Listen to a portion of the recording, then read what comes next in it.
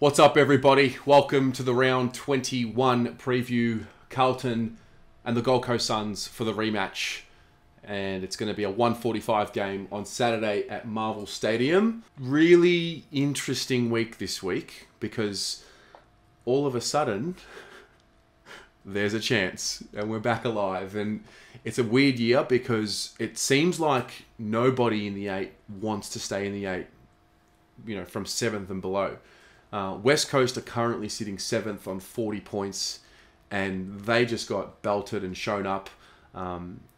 8 spot changes every week. We are 1 game out of the 8 as it stands right now. And we are coming up against the Gold Coast Suns outfit who I think, we have said it earlier this year, we would expect to beat them because of our expectations on where we think we're at in our development. Now, I'm going to get very careful. I'm going to be very careful not to get too ahead of myself. I'm not discrediting the Suns. They had a very poor showing last week. Things didn't go their way with their flights. They had to jump on a plane back to Melbourne. It was weird. They got belted. They're coming off arguably their worst performance of the year. And Stuart Dew coached teams do respond. So I'm not taking them lightly by any means, but the fate is in our hands. And what we did last week for me is what I believe is the standard setting performance. I don't want to get too carried away, but we're back, baby. We're absolutely back, baby. Fuck yeah. Now, it's an important one this week. I do believe that we set the standard as to what this group is capable of with their defensive intent and their effort across the field. And for me, once you set the bar, you see the bar, you then replicate the bar. And I'm very confident that if we replicate the effort and the application that we showed last week, that we can beat the Gold Coast Suns this week. And I'm not looking too far ahead. It's really all about this week. I said it last week.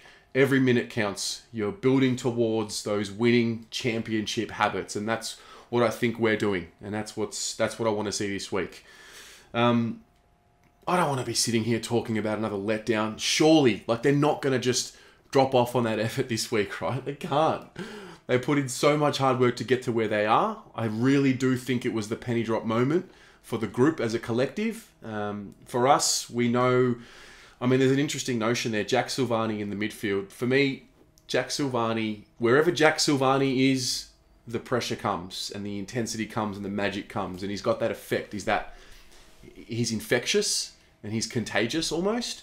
And we had a big input from the midfield pressure component of our game last week. And I think there's no surprise that Jack Silvani was in there and he contributed to that. So it's about application for me. We know we can beat this team. We have beaten this team.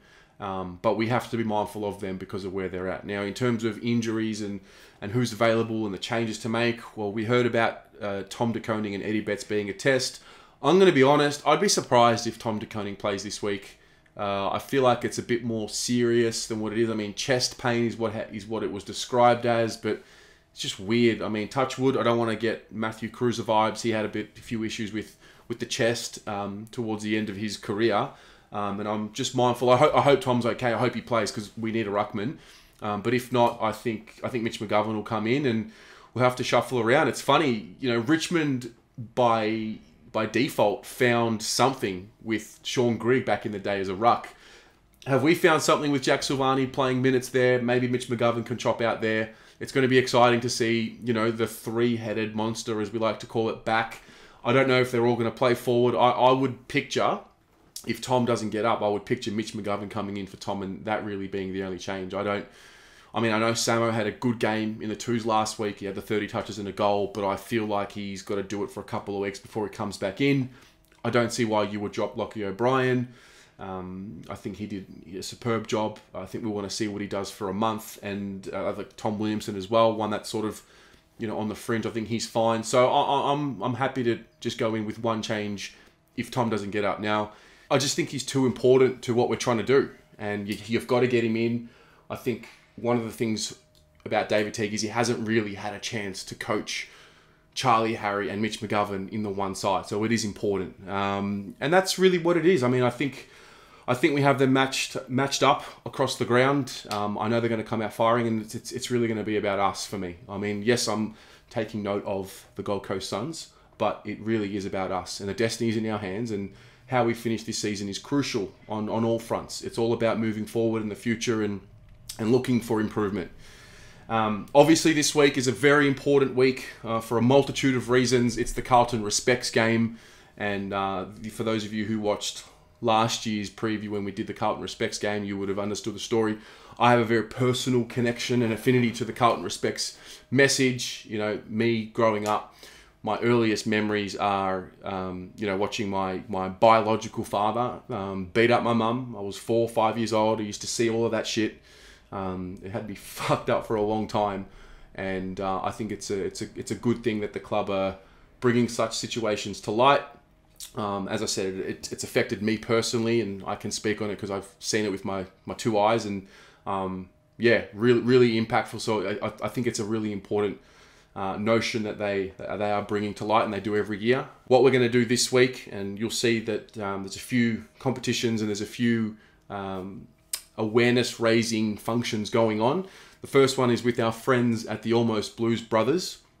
They are doing a fundraiser for Carlton Respects and Headspace. Best thing to do is go on their Instagram, have a look at the conditions, but a $25 donation gets you in the draw for these prizes.